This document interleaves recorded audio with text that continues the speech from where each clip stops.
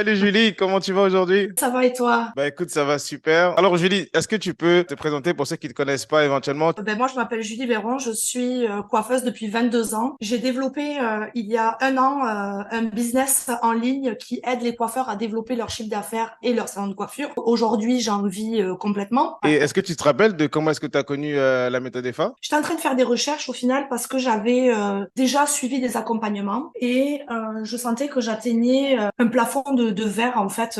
C'est-à-dire que au départ on développe. J'avais déjà ma communauté, j'avais déjà fait beaucoup de travail là-dessus. J'avais développé mais je sentais que j'étais bloquée, que j'étais coincée et j'avais besoin en fait de me faire accompagner d'une façon différente. La première fois qu'on s'est parlé, je pense que c'était au mois de septembre, au mois d'octobre 2022. Au départ en fait, on croit que je sais pas qu'est-ce que je croyais, mais j'avais décidé de ne pas poursuivre. J'avais deux choix et j'ai fait le mauvais choix. Je t'ai pas choisi et j'ai fait le mauvais choix, mais j'ai adoré en fait cette façon, cette approche. Donc on a toujours continué à communiquer ensemble. J'ai toujours suivi tes lives, j'ai toujours suivi ce que tu faisais et je me suis rendu compte, plus j'avançais, plus je me rendais compte que j'avais fait le mauvais choix.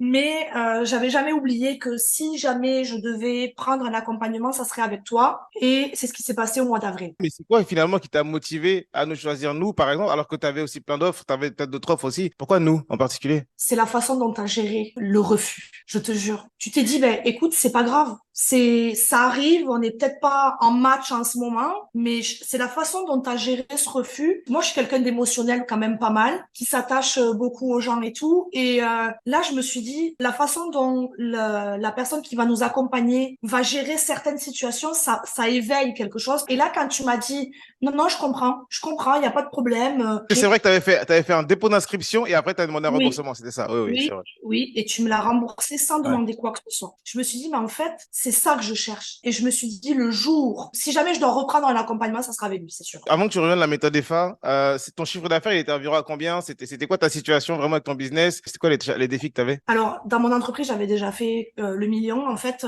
de chiffre d'affaires. J'avais développé une équipe. J'avais une équipe de 3 personnes. On était trois en tout, en fait. J'avais développé des structures selon ce qu'on m'avait appris. J'avais développé mes réseaux sociaux, j'avais Ouais. développé mes structures et tout ça. C'est bête à dire, mais j'étais pas heureuse de ça. C'est con, hein? Ouais, mais la meuf, elle développe 1 million, puis ça lui convient pas. C'est pas ça, en fait. Je me sentais pas à l'aise dans cette situation. Et c'est pour ça que j'ai fait appel à toi, parce que malgré le chiffre d'affaires, malgré le développement, malgré tout ça, j'avais l'impression de courir après un lapin qui courait trop vite, en fait. Sans avoir l'opportunité et la possibilité de me dire, qu'est-ce que je veux, en fait, de cette entreprise? Tu avais un chiffre Ouais. d'affaires, tu avais une équipe, mais en même temps, tu avais un vide, tu avais un sentiment d'insatisfaction. Donc, Donc, tu avais une équipe déjà en place et ouais. tu avais, un système marketing qui était basé sur les lancements et tu faisais du chiffre d'affaires parce que tu arrivais à réussir du coup tes lancements. Mais au Oui. milieu de comment est-ce que tu dirigeais ton entreprise, au milieu de comment tu servais ton équipe, tes clients, tu étais perdu là-dedans. Oui, oui, parce que j'avais le doute sans arrêt. Tu as investi des gros montants dans des coachings assez à étiquette. Quand tu es arrivé avec les mêmes problématiques, avec ces problématiques-là, dans les anciens accompagnements que tu as eu, c'était quoi la valeur que tu avais reçue et qu'est-ce qui a fait que ça n'a pas débloqué? Ce qui n'a pas débloqué, en fait, c'est que là, souvent, ce que je vois comme différence, c'est que souvent, les accompagnements sont basés sur l'argent, le chiffre d'affaires. Il faut que tu fasses du chiffre d'affaires. C'est quoi tes résultats? La différence avec la méthode EFA, c'est que la méthode EFA,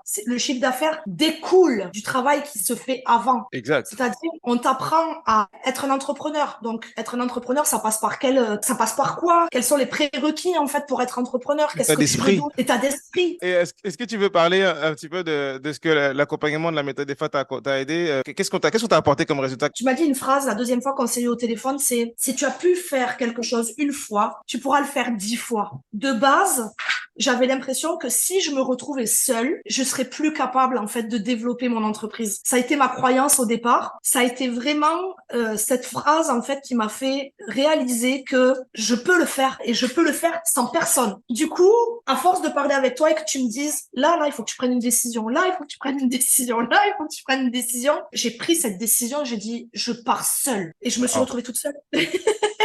Un pas en arrière pour faire deux pas en avant, on repart les fondations à zéro. Et au final, je me suis remise à travailler et je me suis dit, je peux pas reproposer la même chose. Donc, si je fais une proposition, il faut que ce soit de la prévente. En tout cas, moi, c'est ce que j'ai voulu faire. Il faut que je retravaille tout mon système et que je fasse rentrer des clients pour une certaine date. Donc, j'ai travaillé pendant tout l'été à mon système et en même temps, je me suis choisie en termes de personnes, c'est-à-dire que j'ai décidé que j'avais un projet, que je partais vivre au Mexique, que je faisais le tour des États-Unis, tout ça. Et je l'ai fait en en plus de mon travail, et j'ai choisi en fait de me choisir. C'est-à-dire que j'ai choisi de dire que je travaillais 4 heures par jour sur mon projet et que tout le reste en fait c'était ma vie et ça m'a ressourcée.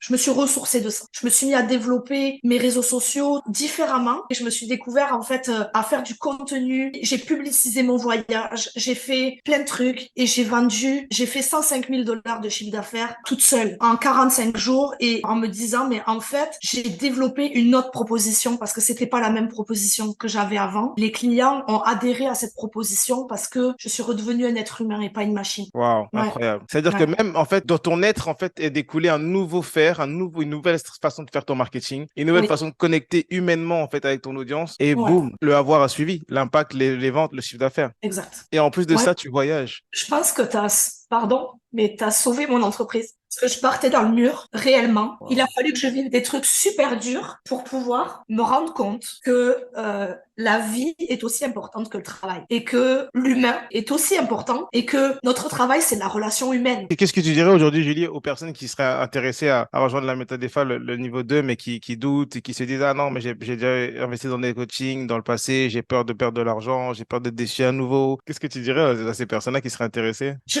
comprends que quand on a quelqu'un qu'on connaît moins ou qu'on ne sait pas trop au téléphone, on ne sait pas si ça vaut la peine ou pas. Moi, j'ai pris un pari parce que je sais que j'ai besoin d'être accompagnée, mais je n'avais pas trouvé la bonne personne. Mais je sais qu'on a tous besoin, en tant qu'entrepreneur, d'être accompagnés, d'avoir quelqu'un qui nous suit. Et ceux qui veulent ça, qui ont peur de s'engager, il faut pas en fait avoir peur de s'engager dans cette méthode parce que pour moi, c'est la meilleure méthode déjà. Puis Kevin, en fait, est un entrepreneur incroyable, une personne incroyable. Je suis pas croyante comme toi, mais tu m'as amené des croyances en fait différentes sur l'univers, l'humanité, etc.